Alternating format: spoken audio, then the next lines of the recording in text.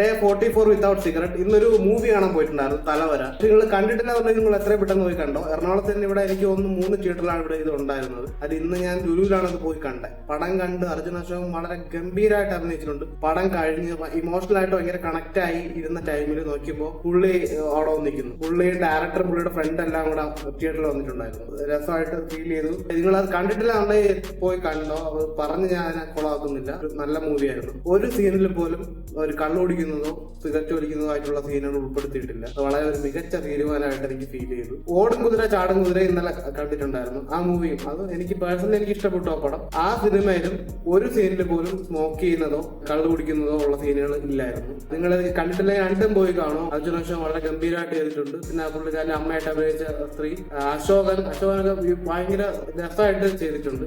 വേറെ ഒന്നുമില്ല. ഓക്കെ, നാളത്തെ വിശേഷം നാളെ പറയാം. Okay, good night.